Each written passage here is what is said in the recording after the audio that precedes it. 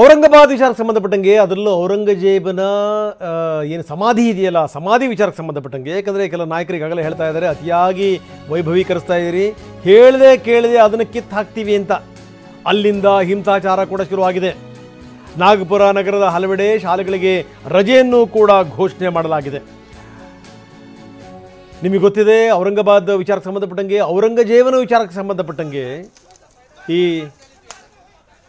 ಅಜ್ಮಿ ಅನ್ನುವಂಥ ಒಬ್ಬ ನಾಯಕ, SP ನಾಯಕ ಜೊತೆಗೆ ಶಾಸಕ, ಅವನೊಬ್ಬ ಬಹಳ ಧರ್ಮವೀರು ಆಗಿದ್ದ, ಬಹಳ ದೊಡ್ಡ ವ್ಯಕ್ತಿ ಆಗಿದ್ದ ಅಂತ ಘೋಷಣೆ ಮಾಡಿ ಅವರನ್ನು ಸದನದಿಂದಲೇ ಆಚೆ ಇಡಲಾಗಿದೆ.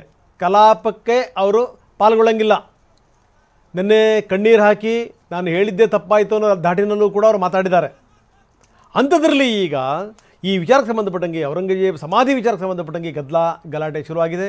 ಒಬ್ಬ ನಾಯಕಂತೂ ನೇರವಾಗಿ ಹೇಳಿದ್ದಾರೆ, ನಾವು ಯಾರೂ ಪತ್ರಕರ್ತರಿಗೆ ಹೇಳಲ್ಲ, ಯಾರಿಗೂ ಹೇಳದೆ ಕೇಳದೆ ಇದನ್ನು ಕಿತ್ತು ಹಾಕ್ತೀವಿ, ಯಾಕಂದರೆ ಯಾರು ಕೆಟ್ಟ ಹೆಸರು ಇರುತ್ತಲ್ಲ ಅಂಥವರು ವಿಜೃಂಭಿಸುವಂಥ ಅಗತ್ಯ ಇಲ್ಲ ಅಂತ. ಈಗ ಇದಕ್ಕೆ ಸಂಬಂಧಪಟ್ಟಂಗೆ ಅಲ್ಲಲ್ಲಿ ಹಲವು ವಾಹನಗಳಿಗೆ ದುಷ್ಕರ್ಮಿಗಳು ಬೆಂಕಿ ಹಚ್ಚಿದ್ರು. ಈಗ ನಾಗಪುರದಾದ್ಯಂತ ಹೈ ಅಲರ್ಟ್ ಘೋಷಣೆ ಮಾಡಲಾಗಿದೆ.